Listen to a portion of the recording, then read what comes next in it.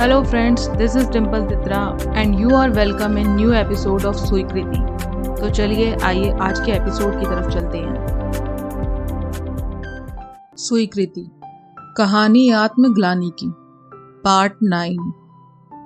अगले 5 दिनों तक ऐसा ही चलता रहा। मैं अंजलि को उसकी सहेली के नंबर पर फोन करता और जितना भी समय उसके पास होता उतनी देर बात कर लेता। यूं तो मैंने जीवन में ना जाने कितनी लड़कियों से बात की थी, पर फर्क सिर्फ इतना था, उनमें से ज्यादातर अंग्रेज थी।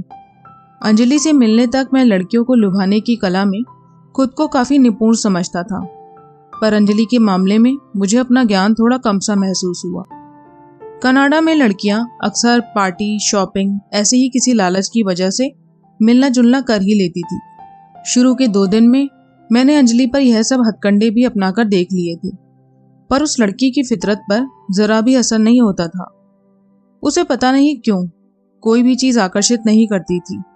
बस वह अपनी उसी बात पर अड़ी रहती थी कि मैं किसी अनजान से ये नहीं ले सकती, मैं किसी अनजान से मिल नहीं सकती, वगैरह वगैरह। इसलिए मैंने समझदारी और सच्चे मन से ही बातें करना ठीक समझा और बाकी के 3 दिनों तक अपने मन में जो भी बात होती बस वही बोलता। उसको भी मेरा ये बेबाक अंदाज काफी भाने लगा था और आखिरकार महीने का इंतजार ना करते हुए हमारी बातचीत के 6ठे दिन ही उसने मुझे ये कह दिया, विक्रांत, पिछले दिनों हुई बातचीत से मैं इतना तो जान गई हूँ कि आप इतने भी बुरे इंसान नहीं हैं, तो आपसे मिलने में कोई हर्ज नहीं है। यह सुनते ही मैं तो जैसे खुशी से झूम उठा। अच्छा। इससे पहले कि मैं कुछ और कह पाता उसने मेरी बात बीच में ही काट दी। पर मेरी पूरी बात तो सुने। दरअसल मैं मिलना तो चाहती हूँ, पर मेरी एक शर्त है। शर्त? जी, जगह और वक्त मैं खुद बताऊंगी। मुझे उसकी ये बातें कुछ अजीब लगती थी। वो मेरे साथ इस तरह का सावधानी वाला रवैया दिखाती जैसे मैं कोई जल्लाद हूँ जो पता नहीं उसे कौन सा नुकसान पहुंचा दूंगा। पर फिर भी मैंने फटाफट बिना सोचे हाँ भर दी। हाँ, कोई दिक्कत नहीं। तो ठीक है, कल आप दोपहर 2 बजे मुझे दयाल कॉलेज वाले बस स्टैंड पर मिलना। हाँ, क्यों नहीं, मुझे मंजूर है, मैंने झट से जवाब दिया। उसके फोन रखते ही मैं खुशी से पागल सा हो गया और मैंने फौरन फोन रॉबिन को मिलाया। रॉबिन, मेरे दोस्त, आज मैं तुझे बता नहीं सकता कि मैं कितना खुश हूँ। अरे, ऐसा भी क्या खजाना हाथ लग गया जो तू खुशी से पागल हो रहा है? शायद खजाना हाथ लग गया होता तो भी मैं इतना खुश ना होता जितना इस वक्त हूँ। बता तो, ऐसा क्या मिल गया? अरे यार, अंजलि ने मिलने के लिए हाँ कह दिया है। अच्छा, अभी तो 1 महीना भी नहीं हुआ, उसने बड़ी हैरानी से कहा। तूने उसे कैसे राजी कर लिया? अब तक तो तू उसके लिए बड़ा अनजान था, अब बस 5-6 दिन में ही इतनी जान पहचान हो गई। यार, मैंने कोई राजी नहीं किया, वो तो खुद ही बोल पड़ी कि वो मिलना चाहती है। इसका मतलब यह है कि तूने अपनी चिकनी चुपड़ी बातों का जादू उस पर चला ही दिया। ये बात तो खैर मैं भी नहीं जानता, बस कल मिलने जाने से पहले एक बार कामिनी से बात करना चाहता हूँ, इसलिए शाम को तेरी तरफ आऊंगा। शाम को कामिनी मुझसे मिलने रॉबिन के घर आई। उसके आते ही मैंने उसे अंजलि और अपने बीच मिलने को लेकर हुई बातचीत के बारे में बताया।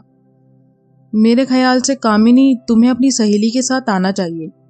जैसा कि बात करके मैं उसे पहचान पाया हूँ, मुझे लगता है कि वह मुझसे पहली बार मिलने में काफी हिचकिचाएगी, तो इस हिचकिचाहट में ना जाने वो मुझसे बात कर भी पाएगी या नहीं, इसलिए मैं चाहता हूँ तुम साथ होगी तो थोड़ा हौसला बना रहेगा।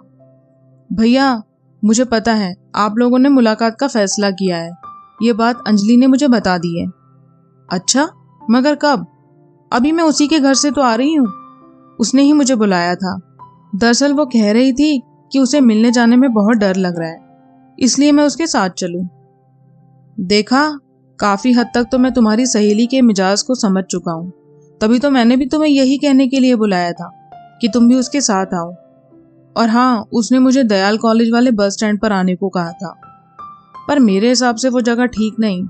बस स्टैंड पर क्या बात हो पाएगी, बेकार आते जाते लोग भी देखते हैं। तुम कल उसे मधुबन रेस्टोरेंट ले आओ, कम से कम वहां तसल्ली से बैठ तो जाएंगे और कुछ खा पी भी लेंगे। कामिनी मेरी बातों से सहमत होकर चली गई। अगले दिन मैं जल्दी उठ गया। वो सुबह कुछ अलग थी। नजरों के लिए सब कुछ वही था, मगर एहसासों में हर चीज, हर बात खुशनुमा थी। मन इतना खुश था कि बार बार मुस्कुराने को मजबूर कर रहा था। आखिर मैं उस फूल तक पहुंचने वाला था जिसकी चाह में मैं महीनों तक रेगिस्तान में दौड़ा था, वो भी रास्ते की तपिश, थकन और प्यास की परवाह किए बिना। उन दिनों मेरी जिंदगी में जो घट रहा था उसने मेरा मानसिक सुकून छीन रखा था। कनाडा वापस ना लौट पाना मुझे अपनी जिंदगी की नाकामी लगने लगा था। ऐसा लगता था कि मैंने अपनी तरक्की के रास्ते अपने घर वालों की वजह से खुद बंद कर लिए थे। एक अजीब सी खार मन के स्वाद को खराब किए रहती थी। उन हालातों में अंजलि को एक नजर भर कर देखना ही मेरे लिए सुकून का वो प्याला था जिसे मैं हर शाम रॉबिन की कॉलोनी की पटरी पर पीने बैठता था। उस फूल जैसे चेहरे का दीदार मेरे मन में मौजूद खार को निकलकर मेरे अंतर मन में बस मस्ती ही मस्ती बिखेर देता था। आज उस फूल तक फासला कम होने वाला था, जिसमें यह उम्मीद बढ़ गई थी कि किसी दिन वो कोमल फूल मेरे हाथों को भी खुशबू से भरने वाला था। अरे विक्की, क्या हुआ तुझे? अकेला बैठा बैठा क्यों मुस्कुरा रहा है? माँ रोज की तरह घर के सामानों पर से धूल पोंछती हुई बोली। नहीं, कुछ भी तो नहीं। कौन कह रहा है मैं मुस्कुरा रहा हूँ? कोई नहीं कह रहा, मैंने खुद देखा है। माँ कपड़े को जोर का फटका मारती हुई बोली। जब माँ को मुझसे कोई खास जवाब ना मिला तो वो फिर से अपने कामों में लग गई। करीब 1 बजे मैं मिलने जाने के लिए तैयार हो रहा था तो मैंने पीले रंग की कमीज निकालकर पहनी, क्योंकि पीला रंग उसका पसंदीदा था। कहाँ जा रहा है तू इतना तैयार होकर? माँ ने अपनी नाक पर लटके चश्मे के साथ निगाह उठाकर अखबार हाथ में पकड़े हुए कहा। ऐसे ही? इतना तैयार होकर बैठ गया है और कह रहा है ऐसे ही? हाँ, स्कूल के एक पुराने दोस्त से मिलने जा रहा हूँ। ठीक है, चले जाना, पर एक काम कर, लंच के बाद बैंक जाकर कुछ कैश निकाल ला। ये बात सुनकर ऐसा लगा जैसे माँ ने कोई करंट मार दिया हो। नहीं माँ, मेरे पास अभी बिल्कुल भी समय नहीं है। मैंने अपने दोस्त को मिलने का समय दे रखा है। अगर मैं वक्त पर नहीं पहुंचा तो वो वापस चला जाएगा। तो ठीक है, उसे फोन करके कह दे कि तुझे आने में देर हो जाएगी। देख, घर में रुपए खत्म हो गए हैं, मुझे सामान लाना है। माँ वो फोन नहीं रखती। मेरी जुबान आखिर फिसल गई। नहीं रखती? अरे मेरा मतलब है वो फोन नहीं रखता। मैंने हड़बड़ाकर बात को संभालते हुए कहा। मैं समझ गई, तू किसी लड़की से मिलने जा रहा है। अरे नहीं माँ, ऐसा कुछ नहीं है। रहने दे विक्की, क्यों झूठ पर झूठ बोले जा रहा है? अब तो तेरी जुबान भी तेरा साथ नहीं दे रही। माँ ने अपना चश्मा उतारकर मेज पर रख दिया। कोई नहीं, आपको झूठ समझना है तो झूठ ही समझ लो। फिलहाल मुझे जाने दो, मुझे देर हो रही है। यह कहकर मैंने बाइक की चाबी उठाई और निकल गया। जब मैं मधुबन रेस्टोरेंट पहुंचा तो वो दोनों तब तक आई नहीं थी। कोई 10 मिनट तक मैंने अंदर बैठकर इंतजार किया। फिर जब मेरे अंदर बेचैनी सी हुई तो मैं बाहर जाकर खड़ा हो गया। अरे कामिनी, पूरे 2 बज चुके हैं, तुम दोनों अभी तक पहुंचे क्यों नहीं? मैं मधुबन के सामने खड़ा हूँ। भैया, हम रिक्शे में हैं, बस 10 मिनट में पहुंच जाएंगे, आप थोड़ा सा और इंतजार करिए। मुझे वहां खड़े खड़े और 20 मिनट बीत गए, मगर उन दोनों का कोई पता नहीं था। मन में ख्याल भी आया कि कहीं ऐसा तो नहीं कि इन दोनों लड़कियों ने मिलकर मेरे साथ कोई शरारत की हो, इसलिए मुझे बेवकूफ बनाकर यहाँ बुला लिया हो और खुद आने का कोई इरादा ना हो। क्या पता उसको मुझसे मिलना ही ना हो, वो मजाक कर रही हो। मैंने कामिनी को दोबारा फोन लगाया। कामिनी, अब तो 20 मिनट से भी ज्यादा हो गए, तुम इतनी सी दूरी से अब तक पहुंचे क्यों नहीं? क्या करे भैया, वो रिक्शा वाला हमें बीच रास्ते में छोड़कर चला गया है। कह रहा था कि उसका टायर पंक्चर हो गया है, इसलिए आगे नहीं जा सकेगा।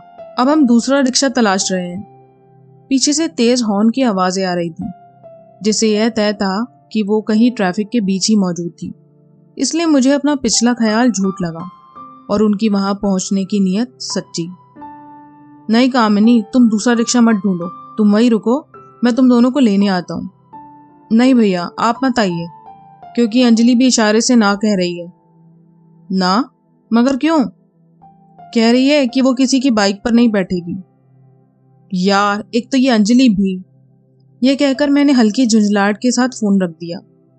उस पल मैं अंजलि के जटिल दिमाग को समझने की बिल्कुल भी कोशिश नहीं करना चाहता था, क्योंकि उसके मुंह से अक्सर ऐसी बातें सुनना अब मुझे आम सा लगने लगा था। मैंने अपने मन में सोचा कि मैं तो उनके आराम की बात कर रहा था, मगर ये ऐसी लड़की है, इसे तो अपने आराम की भी नहीं पड़ी, बस हर समय अपनी खुददारी ही दिखाती रहती है।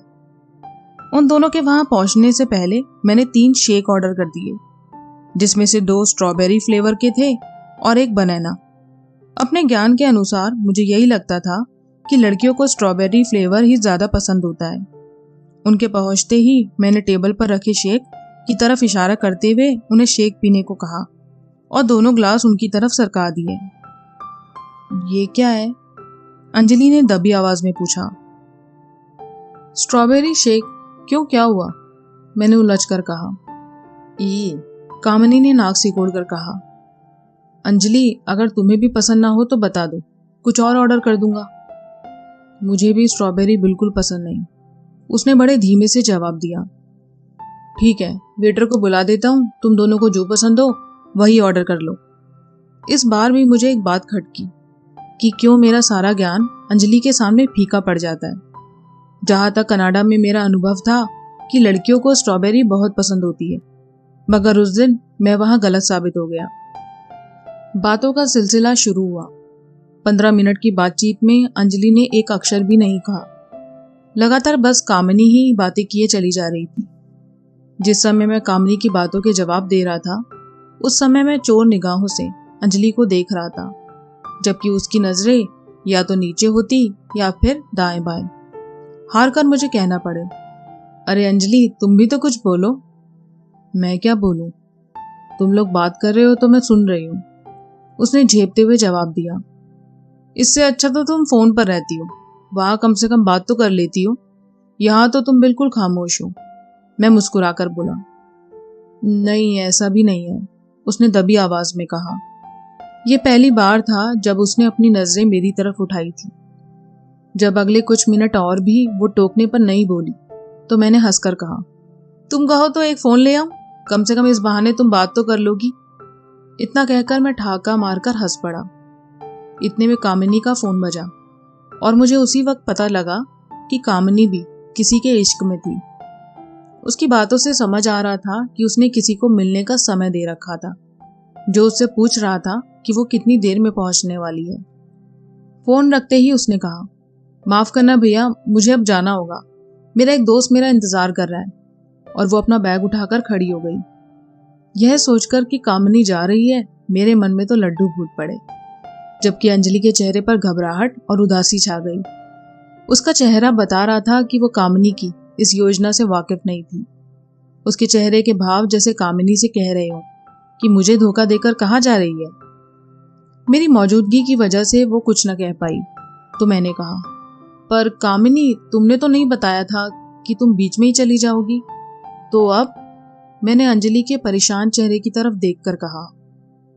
अब क्या, आप लोग मिलो, बातें करो, फिर आप इसको घर वापस छोड़ देना, वैसे भी मैं तो इसे बस यहाँ छोड़ने आई थी। कामिनी ने बैग टांगते हुए अंजलि के उलझन भरे चेहरे को देखा तो हंसकर बोली, और तू यूं मुंह ना बना, फिक्र की कोई बात नहीं है, यहाँ पब्लिक प्लेस पर ये तुझे घोल कर नहीं पी जाएंगी। उसकी ये बात सुनकर मैंने मन ही मन कहा, पब्लिक प्लेस क्या, मैं तो किसी पर्सनल प्लेस पर भी घोल कर नहीं पी सकता। हाँ, आशिक मिजाज आदमी हूँ, कोई वहशी दरिंदा नहीं जो लड़कियों पर आघात करूंगा। भैया प्लीज, अब आप इसे जिम्मेदारी से शाम को कॉलोनी के पीछे जो छोटा वाला गेट है ना, वहां छोड़ देना।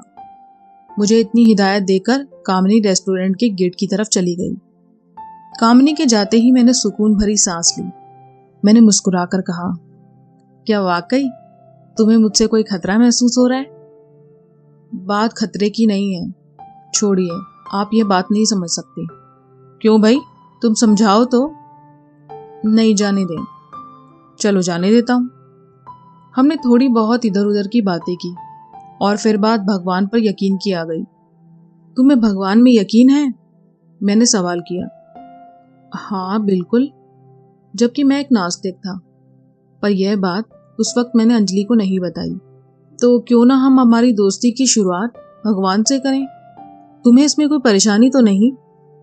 मैंने पूछा। नहीं, मुझे क्या परेशानी होगी।